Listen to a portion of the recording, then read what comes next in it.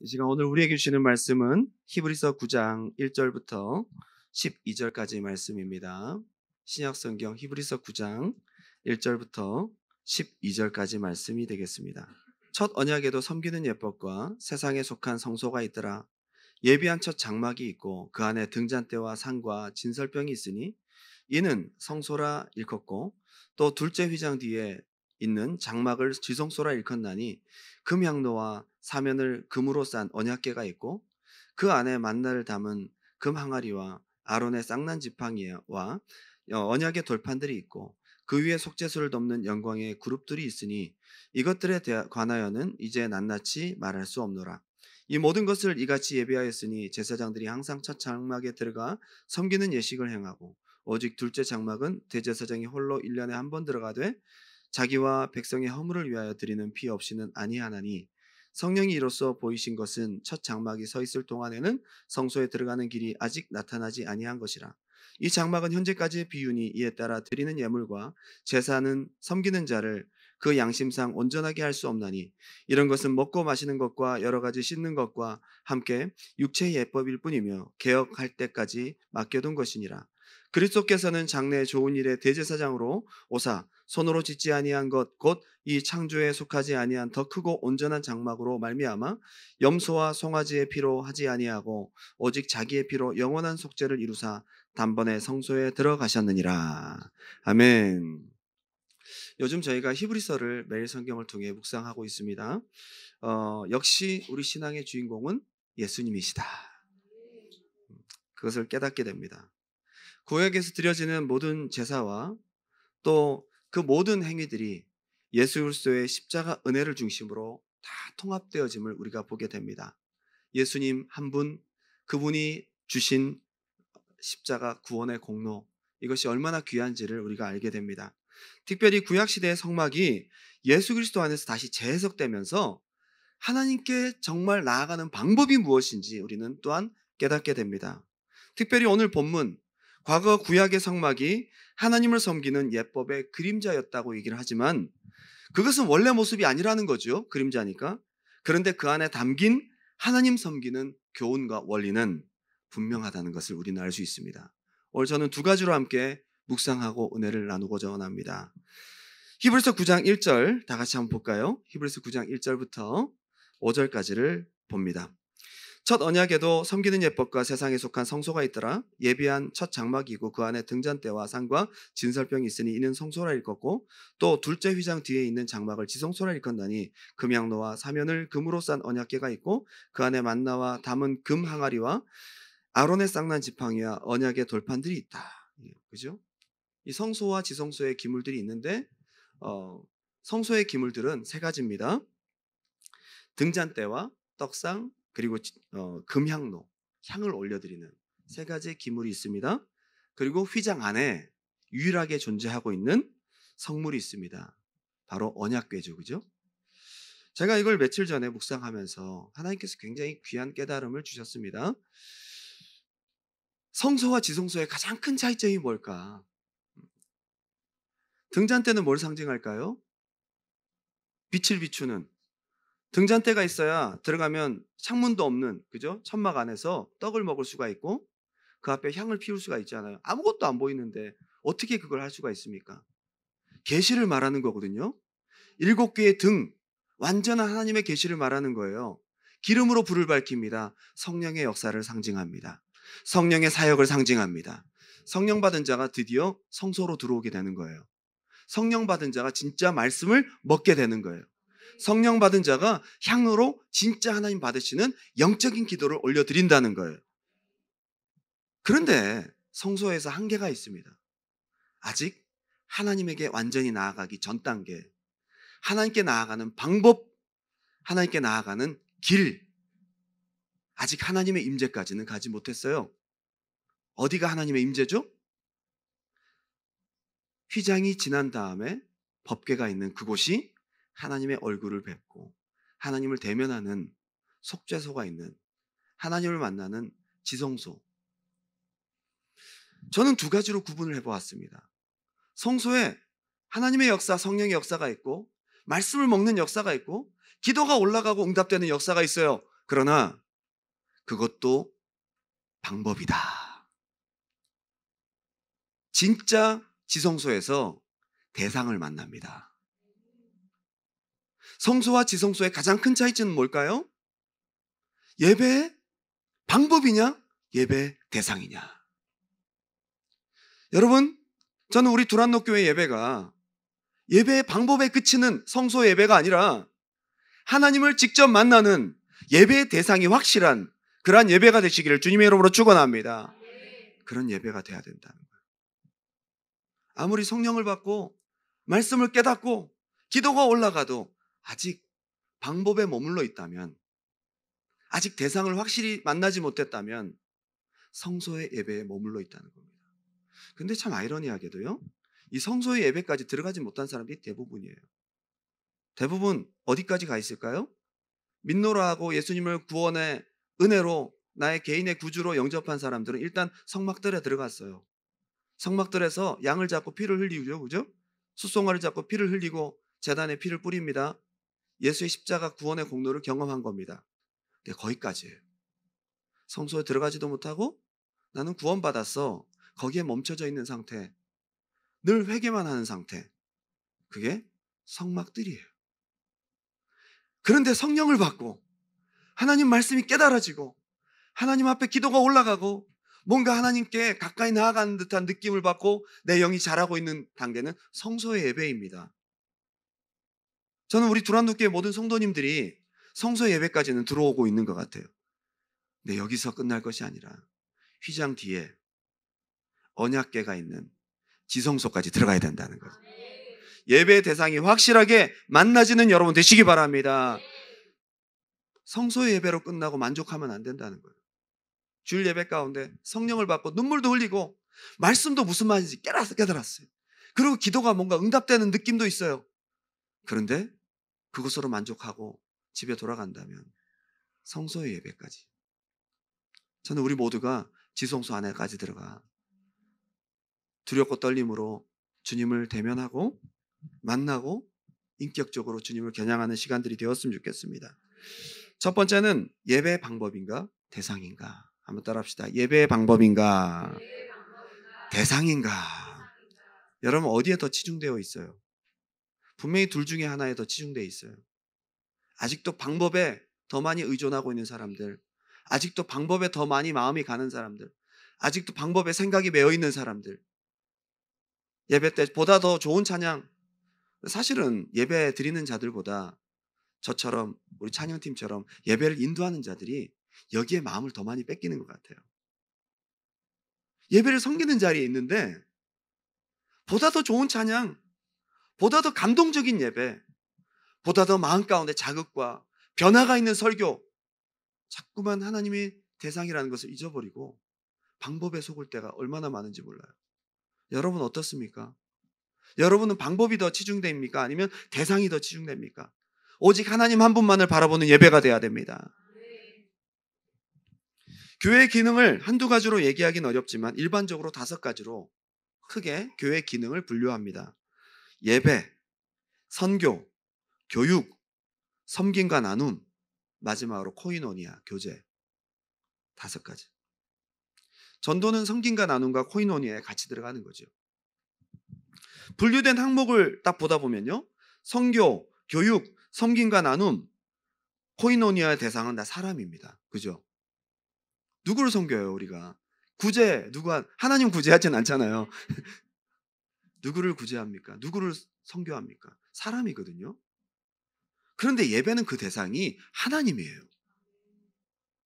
예배는 대상이 하나님이라는 거죠. 우리가 나머지 전부 다 사람 중심으로 흘러가는데 예배마저도 하나님을 겨냥하지 않는다면 어디서 우리가 하나님을 대상으로 인정할 수 있을까요? 한 가지밖에 없는데, 하나님을 겨냥하고 하나님을 대상으로 하는 것은 오직 한 가지 행위밖에 없는데 예배마저도 하나님을 겨냥하지 않고 있더라는 말이에요. 우리 신앙에 있어서 하나님과의 관계가 가장 중요하고 하나님을 겨냥하는 것이 가장 필요한데 예배가 오직 유일한 하나님을 겨냥하는 도구인데 그마저도 우리가 방법과 사람에 치중되어 있더라는 겁니다.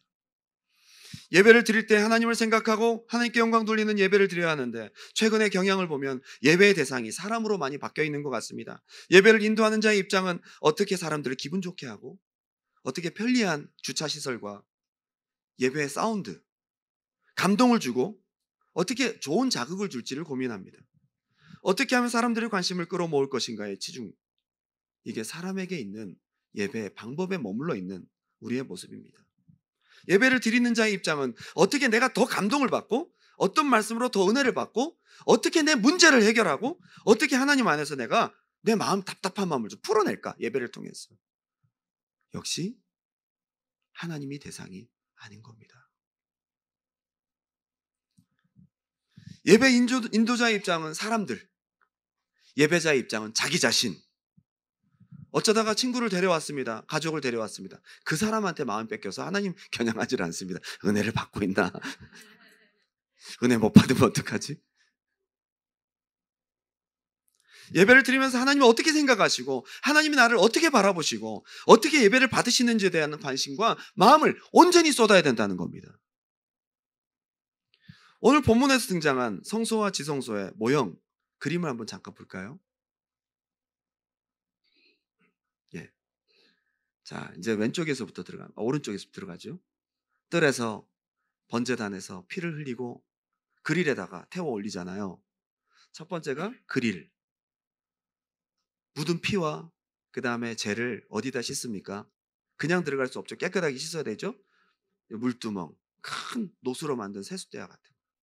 거기에 씻고 자기 몸을 깨끗하게 한 다음에 잡은 피를 가지고 들어갑니다. 들어가서 창문도 하나도 없는 저 성소에서 떡을 먹고 향을 피우기 위해서 뭐가 필요하죠?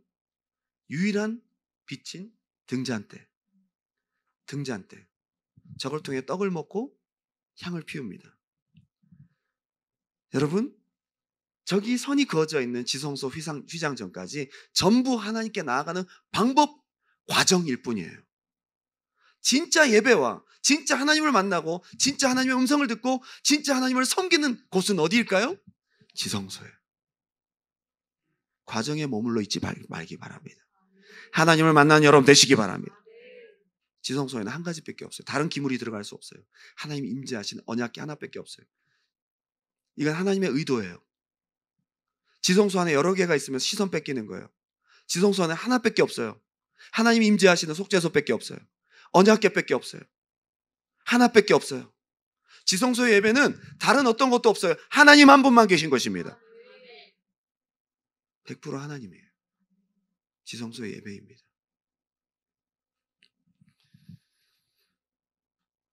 은사를 받으면 사람들이 은사에 집중합니다. 기도가 잘 되면 그날은 예배가 잘 된 것 같습니다. 말씀을 깨닫게 되면 몰랐던 사실을 경험하게 되면 그날은 너무 감사합니다.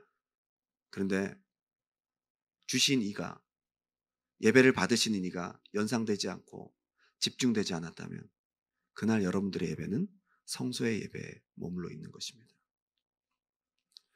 언약궤는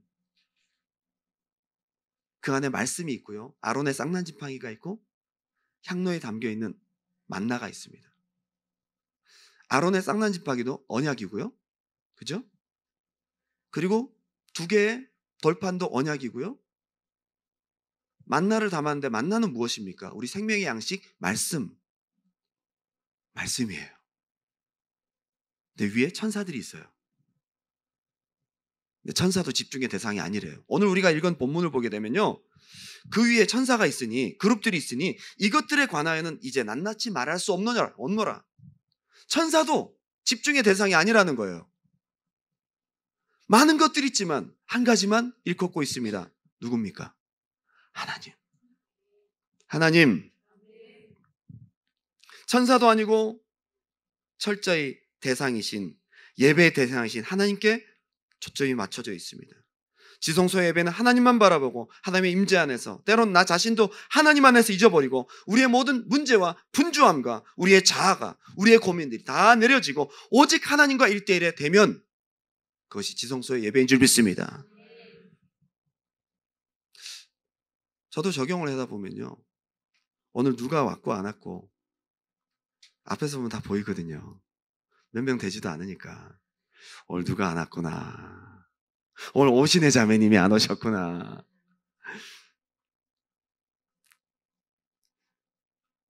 그 신경 쓰면 안 되는데. 제가 하는 실수예요. 제가 이렇게 얘기할 때는 여러분들도 그런 거 있잖아요. 제 넥타이에 신경 쓰지 마시고.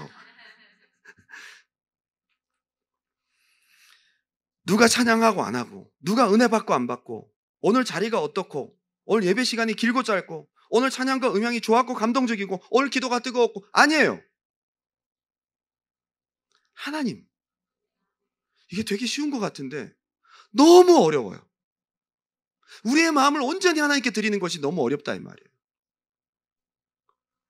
심지어 가장 예배 중심에 서 있는 저조차도 하나님께 집중하지 못하고 있는 거예요. 젊은이 예배가 한국에 많이 들어옵니다. 예배 순서에 파격을 주고요. 편안하고 안락한 콘서트 형식의 예배 공간, 임팩트 있고 짧은 시간의 메시지, 요즘 사람들이 좋아하는 모던하고 감각적인 인테리어와 무대 위치, 앞서가는 멀티미디어 프로그램 활용, 사람들이 은혜 받도록 도우는 목양적 입장에서 시작되었는데 그것이 더 많은 소비자를 유치하기 위한 교회 비즈니스적 그런 관심으로 어느새 넘어가고 있어요. 하나님이 아닌 거예요. 어쩌면 은혜의 초점이 맞춰진 예배도 지성소적 예배도 아닙니다. 은혜에 초점 맞추는 것도 아니라는 거예요. 여러분, 우리가 예배 때 은혜에 초점을 맞춰야 돼. 은혜 받아야 돼. 오늘 은혜 받아야 돼. 은혜를 끼쳐야 돼. 오늘 우리가 다 승리해야 됩니다. 여러분 은혜 받으셔야 되고, 나야가라에서도 오셨잖아요. 그죠? 2시간, 2시간, 4시간. 그죠? 그 시간 어떻게 보상받을까요? 은혜 못 받고 가면. 은혜 받아야 된다고요. 문제 해결 받아야 된다고요. 우리의 마음 묶임들이 풀어져야 된다고요. 그런데 은혜에 초점을 맞추는 것도 하나님이 아니더라는 거예요. 감동과 눈물, 문제 해결에 맞춰진 예배도 지성소적 예배가 아니라는 사실을 우리가 인지해야 됩니다. 지성소적 예배는 예배 후에 내가 어떤 결과를 평가할 수 없습니다. 하나님만이 평가하실 수 있습니다. 여러분, 우리가 예배가 잘 됐고 안 됐고를 누가 평가하세요? 하나님. 내가 은혜 받고 안 받았고, 내가 예배를 잘 드렸고 안 드렸고를 누가 평가할 수 있어요? 여러분 마음 가운데 눈물이 나고 뭔가 은혜를 받고 뭔가 마음속에 터칭이 있다. 은혜 받은 겁니까? 하나님이 성공한 예배예요? 아니에요. 문제와 현실이 초점이 되지 않기 바랍니다. 저는 이걸 묵상하는데 하나님 또 떠오른 말씀이 있었어요. 이사야서 6장 말씀. 우시야 왕이 죽던 해에 선지자 이사야가 침통한 마음으로 나라의 미래를 걱정하고 지금 나라의 운명이 어떻게 될 것인가 괴로워하면서 성전에 들어가 기도를 하고 있는데 하나님의 영광이 쫙 임하고 옷자락이 성전에 드리워져 있고 천사들이 하나님을 향해 찬양하고 있는 모습을 이사야가 눈으로 보게 되었어요. 좀 깨달은 게 뭐냐면요, 엄청난 나라의 위기 상황에 하나님께 집중하고 하나님을 만나고 나니까 그 문제가 아니더라는 거지.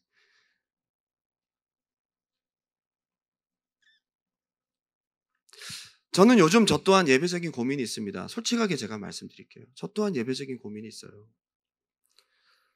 목회자적인 입장에서 때로는 기도를 열심히 해도 뭔가 변화가 없는 것 같은 느낌이 들 때가 있어요.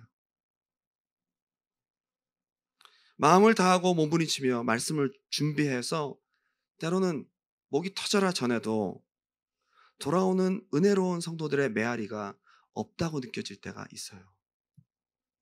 있겠죠. 때로는 심어도 나지 않는 밭에 씨를 뿌리는 농부의 마음을 경험할 때가 있어요. 그때가 너무 힘들어요.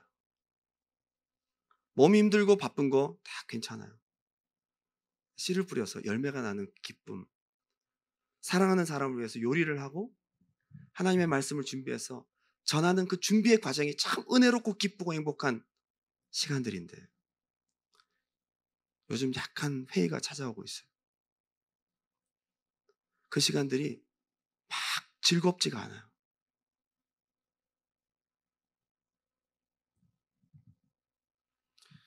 은혜를 받아도 표현도 없고, 은혜를 받아도 헌신도 없고, 은혜를 받아도 변화도 없는 것 같을 때 사역하고 말씀을 전하는 목회자에게 그보다 잔인한 것은 없는 것 같습니다. 아무리 가꿔도 변화의 열매와 사랑의 메아리가 돌아오지 않을 때 이게 참 어려운 부분 같습니다. 메시지도 막 주고 싶고 설레고 기쁨으로 준비해서 밤이 맞도록 전하고 싶은 메시지를 준비해서 이것을 주면 성도들이 은혜 받겠구나 라고 마음 가운데 기쁨으로 준비하는 시간들이 없어지면 이때부터 목회적인 위기가 찾아오는 거거든요. 이번에 저는 캘거리를 다녀와서 두 가정 예배를 드렸습니다. 피아노도 없고 기타도 없고 아무것도 없었습니다. 심지어 두 번째 간 가정에는 혼자 예배를 드렸어요. 혼자. 부인이 공부하러 가서 에드먼튼 공부하러 가서 혼자 예배를 드렸어요. 찬양부터 눈물과 은혜가 넘치기 시작. 신방 갈 때 아무 말씀도 준비 안 했어요.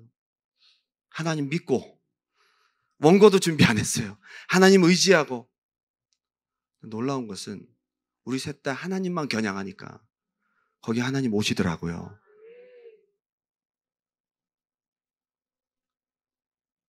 지금까지 신방을 가면 본문 하나, 한 절 너무 사모하고 기다리니까요. 하나님 그 마음 보시고 본문 3개, 4개를 주시는 거예요. 그런데 너무 놀라운 것은요.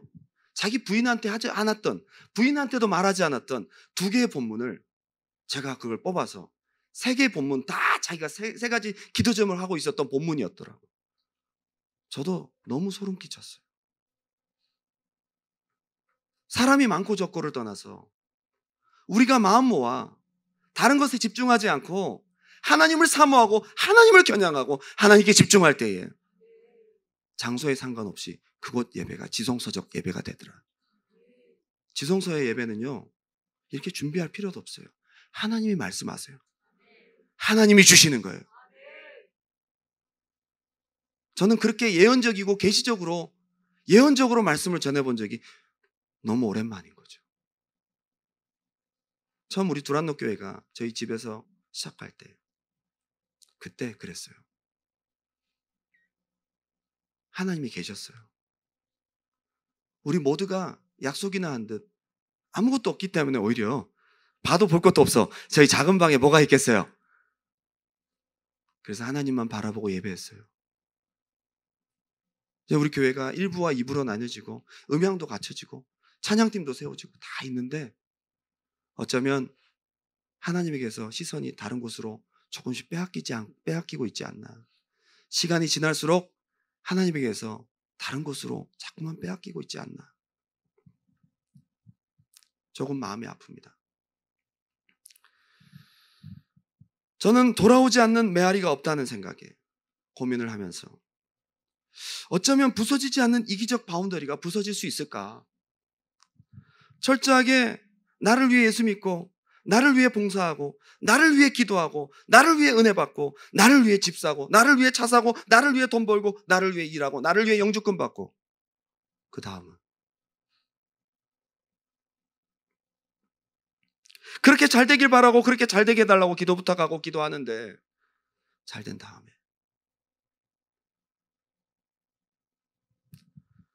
은혜를 받기를 간절히 원하고 빨아들여서 우리 심령이 은혜의 늪과 은혜의 블랙홀이 된다면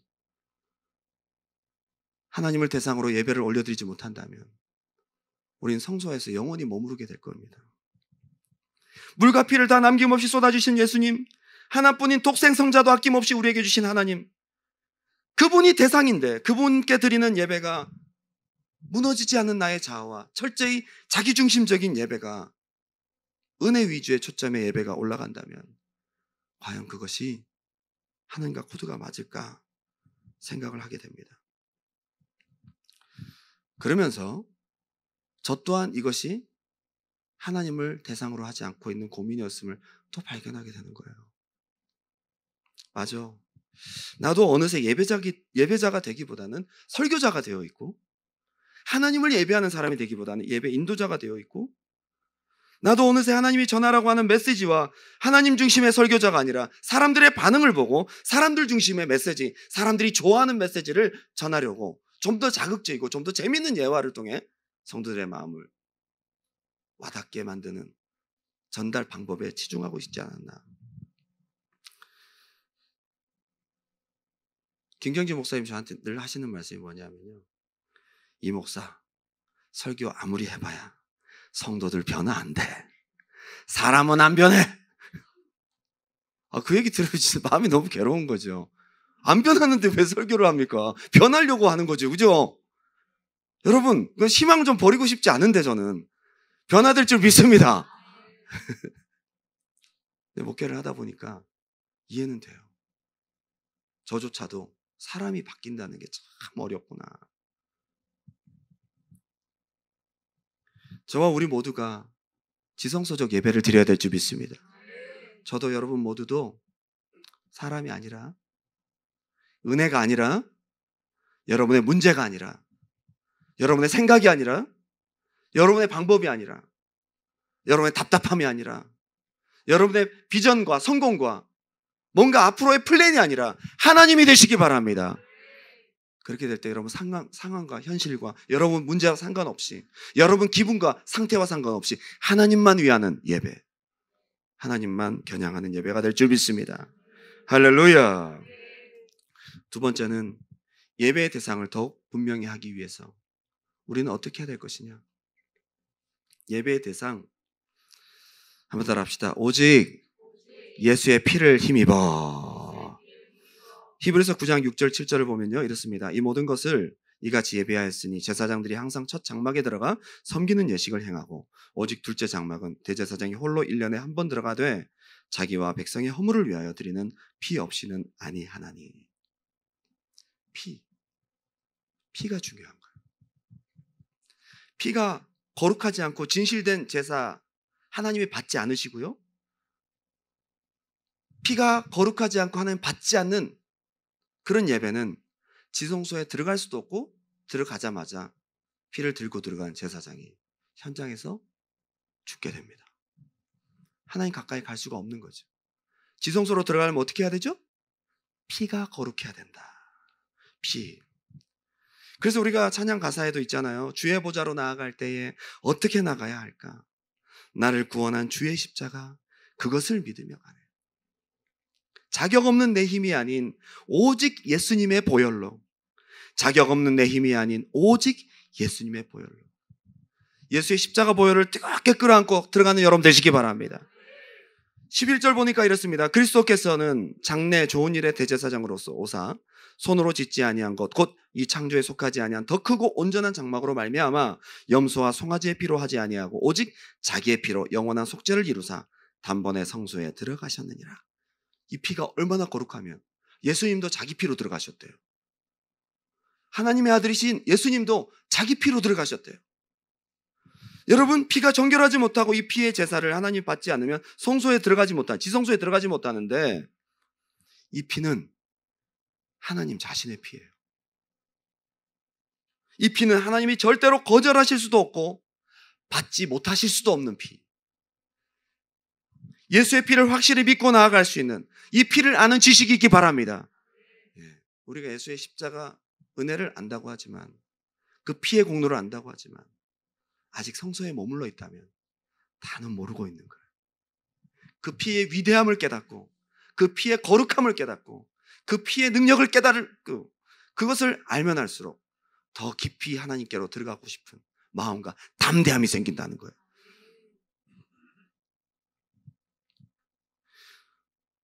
다시 지성소 기물에 대해서 묵상을 하면서 성소의 기물 3가지 다시 한번 보여주세요. 그림으로. 등대는요, 방법이 성소의 기물 3가지. 왼쪽이 등대, 오른쪽이 떡상, 안쪽 휘장 바로 맞은편에 있는 것이 저게 향로입니다. 그래서 성령의 역사, 말씀, 기도, 이런 거죠. 우리 성도의 신앙생활에 영적인 하나님께 나아가는 가장 중요한 방법입니다. 그런데 이 기물들이 만들어지게 된 방법을 가만히 보면요, 특별한 것을 발견할 수가 있어요. 성소에 있는 기물과 지성소에 있는 기물에 만드는 방법이 달라요. 놋제단과 성소 안의 것은 재료가 다르고요, 재료는 같지만 성소와 지성소는 방법이 달라요. 희한한 것은 금등대, 저렇게 정교하게 생긴 꽃 모양이 있는 7개의 가지로 된 금등대를 어떻게 만들려고 했느냐? 금덩어리 하나로요 때려가지고 만들어요. 왜 이렇게 어렵게 만들었을까? 그 당시 고대 근동지방의 우상을 만드는 방법은 모양으로 주조해서 만들어요. 부어서 만든다 이 말이죠. 쉬워요. 모방하기 쉬워요. 하나님께 나아가는 것은 모방이 안 돼요. 유일신 하나님이기 때문입니다. 그래서 저렇게 만들라는 거예요. 흉내내지 못하도록. 특별한 하나님의 달란트를 가진 부사렐이 만들었어요. 그런데 쳐서 만드는데 몇 번을 맞아야 덩어리 하나가 저렇게 생길까요? 생각해 보셨어요? 1000번? 아니에요. 저 정교한 모양이 나오기까지 하나의 덩어리로 때리려면 만들어서 붙인 게 아니에요. 하나의 덩어리로 7가닥을 해서 저렇게 계산해서 만든 거예요. 몇 번을 맞아야 될까요? 여러분, 하나님 앞으로 가까이 갈수록 많이 망치로 얻어맞고 많이 다루심을 당합니다. 예. 할렐루야. 이게 우리 방법이에요. 그런데 맞은편에 있는 떡상과 향단은 금으로 위에서 씌워서 만드는데 그 안에 뼈대가 중요해요. 조각목으로 만들어요. 두 가지 기물, 향단과 떡상은 조각목으로 뼈대를 만들어요. 조각목이 뭐냐? 아카시아 나무예요. 사막에 있는 아카시아 나무는 똑바로 된 게 없어요. 다 틀어져 있어요. 거칠어요.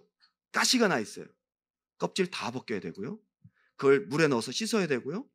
햇빛에 말려야 되고 그늘에 말려야 되고 깎아야 되고 틀어지면 다시 바로 잡아야 되고. 아니, 좋은 나무들도 많은데 왜 저런 나무로 만들라고 해서. 이게 금이 완전히 굳기 전에는 금 모양까지도 틀어질 수 있는 겁니다. 저 삐뚤어진 나무를 똑바로 잡고 깨끗하게 만들고 다듬기까지 얼마나 많은 깎임이 있었겠냐, 얼마나 많은 씻음이 있었겠냐 말이에요. 성소에는 아무나 들어가는 것이 아닙니다. 두 가지 중에 하나다, 그죠? 쳐서 만들든지 깎아서 만들든지 둘 다 어려워요. 그런데 지성소는 두 가지 방법이 다 사용됩니다. 법궤 밑에 있는 상자는 조각목으로 해서 만들고 위에 천사는 금등대보다 배나 어려운 과정을 통해 쳐서 만듭니다. 뚜껑은 쳐서 만들고 뼈대는 깎아서 만듭니다. 성소는 두 가지 중에 하나만 하면 되는데 지성소는 둘 다 해야 됩니다. 여러분, 여러분이 당하고 있는 연단과 훈련이 하나님 앞에 의미 없지 않습니다. 때로는 혼자인 것 같고 답답하고 괴롭고 내가 원하는 것들이 이루어지지 않고 현실 속에서 눈물을 흘려야 될 상황들이 많고 하나님 앞에 몸부림치지만 변화될 것 같지 않는 여러 가지 문제들과 하나님의 다루심 안에서 우리는 맞고 깎이면서 점점 지성소의 예배자로 변화되기 시작합니다. 훈련 안에 있는 여러분들을 주님의 이름으로 축복합니다. 깎이든지 맞든지 아니면 둘 다 하든지 하나님 앞에 다루심을 받고 있는 여러분들, 하나님의 사랑의 손길을 여러분 경험하시기 바랍니다. 출애굽기 25장 10절, 그들은 조각목으로 궤를 짜되, 이게 법궤예요. 25장 18절, 금으로 그룹들을 속죄소 두 끝에 쳐서 만들되, 조각목 쳐서 만드는 거 두 가지가 다 들어가 있습니다. 어쩌면 여러분에게 허락된 가장 하나님의 손이 많이 가는 시간, 어려운 공정을 다 합쳐놓은 듯한 기물의 과정을 거치고 있다면 여러분 곧 지성소에 들어가게 될 줄 믿습니다. 들어가는 방법이 어떻게 된다고요? 예수 피를 힘입어 하나님의 다루심 안에서 여러분들은 지성소의 예배자가 되어가는 것입니다. 결론을 맺겠습니다.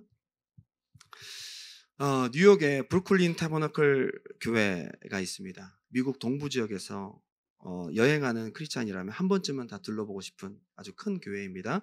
미국의 10대 교회래요. 특별히 타버너클 콰이어는요, 그래미상을 2번 하고요, 도부상을 여러 번, 그냥 교회 일반 성가대인데 엄청난 상들을 받았어요. 정말 은혜와 기름 부으심이 넘쳐요. 근데 거기 있는 분들이 대부분이 다 노숙자였다가, 그죠?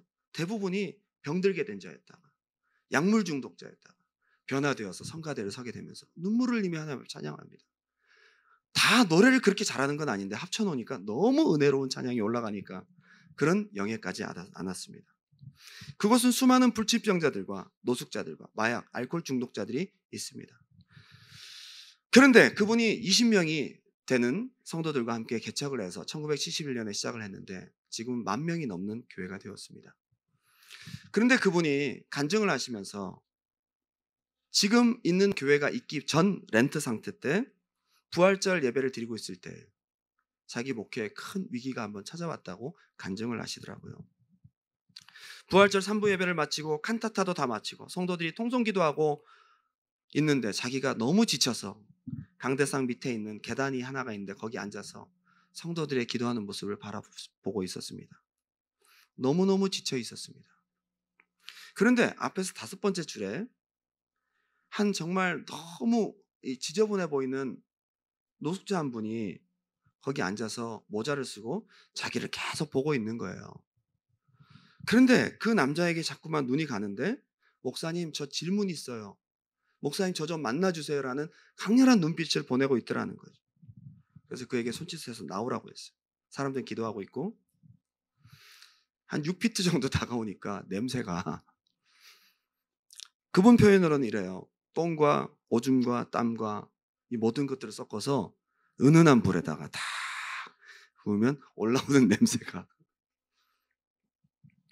자기가 많은 노숙자를 만났지만 그렇게 냄새나는 사람 만난 적이 없죠. 어떻게 오게 됐냐고 물어봤더니 자기가 소변 위에 누워 자다가 음악 소리를 듣고 교회로 들어왔다는 거예요. 이름이 뭐냐 그랬더니 데이빗이래요. 나이는 31살. 50은 넘어 보이더래요. 31살. 앞니가 빠져 있어요. 그래서 늘 그랬듯이 주머니를 뒤져보니까 지갑이 없는데 5불짜리가 하나 있길래 5불짜리 꺼내서 줬어요. 많은 노숙자들이 오니까 늘상 그렇듯 그렇게 5불짜리를 주었어요. 그랬더니 나는 당신의 돈을 원하지 않습니다. 오늘 당신이 말씀하신 예수님을 만나기 원합니다. 그 순간 이분이 머리를 탁 한 대 얻어맞은 것처럼 내가 지금 어디를 보고 있었던 거지? 어쩌면 기도가 필요한 사람은 이 사람이 아니라 나다. 내가 지금 어디를 보고 있는 거야? 하나님 나를 용서하소서.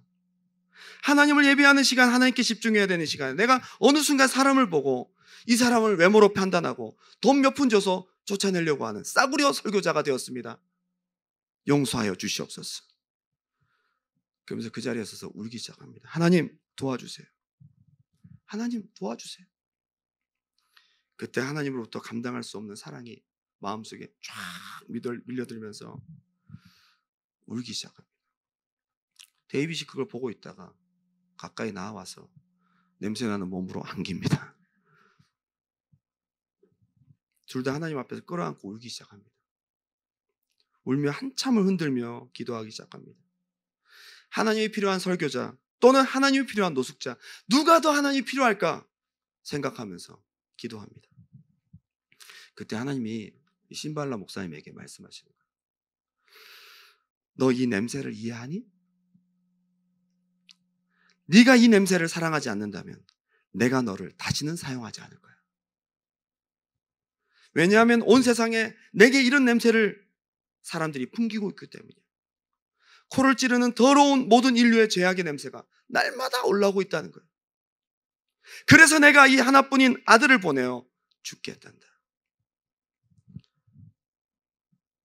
그때 하나님을 바라보게 되는 거예요.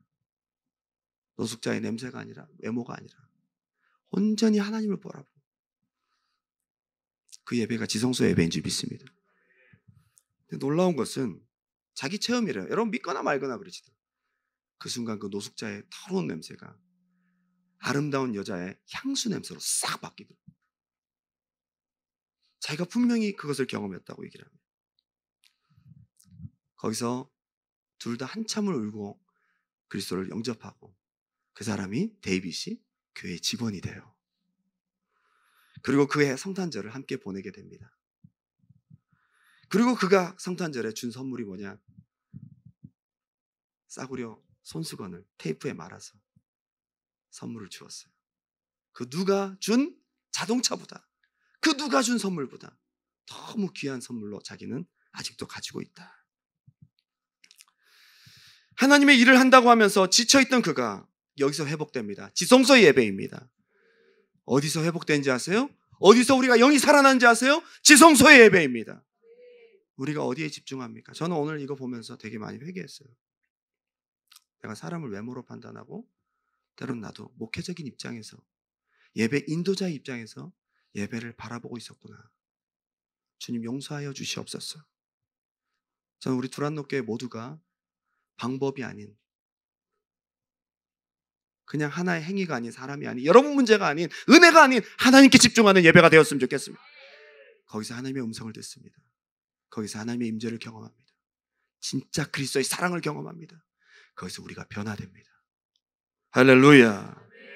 오늘 찬양을 한번 올려드리고 싶은데요, 오늘 찬양 가사가 여러분 많이 들어보지 못했던 찬양인데, 하늘 보자라는 아까 우리가 불렀던 찬양입니다. 오늘 함께 나눴던 말씀을 녹여놓은 것 같은, 우리가 정말 바라봐야 될 예배 대상이 누구인가를 다시 한번 생각하게 하는 고백의 찬양이 아닐 수 없습니다. 내 하나님 서신 발 앞에 무릎 꿇고 경배하리. 큰 권능과 영광이 가득한 내 아버지 계신 이곳, 하나님의 그 크신 사랑이 우리 죄를 사하셨네. 어린 양의 보혈의 은혜로 나 담대히 나아가리. 오 하나님, 그 빛난 얼굴 배우며 두 손 들고 나아가리. 찬송과 존귀와 영광과 능력을 그 하늘 보좌 위에 주님께. 지성소에 있는 자들이 부르는 찬양, 그러한 예배를 우리가 소망하며 함께 나아갔으면 좋겠습니다. 내 하나님 서신 발 앞에 무릎 꿇고 경배하리. 큰 권능과 영광이 가득한 내 아버지, 이 시간 주님을 바라봅니다. 오 하나님, 오 하나님, 그 빛난 얼굴 배우며 두 손 들고 나아가리. 찬송과 존귀와 영광과 능력은 그 하늘 보좌 위에 주님께. 하나님의 그 크신 사랑이, 하나님의 그 크신 사랑이 우리 죄를 사하셨네. 어린 양의 보혈의 은혜로 나 담대히 나아가리. 오 하나님, 하나님 우리를 지성소로 인도하여 주옵소서. 오직 주님의 얼굴을 보게 도와주시옵소서. 나아가리. 찬송과 존귀와 영광과 능력은 그 하늘 보좌. 오 하나님, 오 하나님, 오 하나님, 주님, 이 시간 우리가 마음 다해 주님을 찬양합니다. 온전히 주님을 예배합니다. 우리 문제에 매이지 않겠습니다. 사람에 매이지 않겠습니다. 오직 주님께 모든 영광 올려드리기 원합니다. 그 하늘. 우리 마지막으로 두 손 들고 우리 주님을 겨냥하고 부릅니다. 오 하나님, 오 하나님, 하나님 우리를 인도하여 주옵소서. 나아가리. 찬송과 존귀와 영광과 능력은 하늘 보좌 위에 주님 제가 다 같이 기도하고 나아가고자 합니다. 하나님 사랑하십니까? 여러분, 하나님 예배하십니까? 무엇을 예배하고 계십니까, 여러분? 예배 때 무엇을 겨냥하고 계십니까? 우리의 마음이 너무나 많이 분산되어 있고 내 문제와 상황과 현실과 나에게 집중되어 있는, 하나님, 이거 좀 내려놓고 가고 싶습니다. 그거 가지고는 지성소에 들어갈 수 없습니다. 다 내려놓고 오직 하나님 한 분만 바라보고 나아갈 수 있는, 진짜 하나님 한 분을 예배하는 그런 예배 되게 도와주시옵소서. 그동안의 예배, 성소의 예배가 이제는 끝나고 지성소의 예배가 시작되게 하시고, 우리 두란노교회 우리 모든 예배가 이제는 지성소에서 오직 하나님 한 분을 겨냥하고 예배하게 도와주시옵소서. 주여, 우리의 영의 눈을 열어주시옵소서. 우리 영의 길을 열어주시옵소서. 우리 세상의 모든 근심들 다 내려놓고 휘장을 열고 들어가세요. 예수의 십자가 붙들고 들어가세요. 예수의 피를 가지고 들어가세요. 그 은혜를 가지고 들어가세요. 하나님 한 분 겨냥하세요. 모든 것을 주님 앞에 나도 모든 마음을 쏟으세요. 우리 주님 앞에 예배하고 나아갑니다. 주님의 이름 한번 부르고 기도합니다. 주여.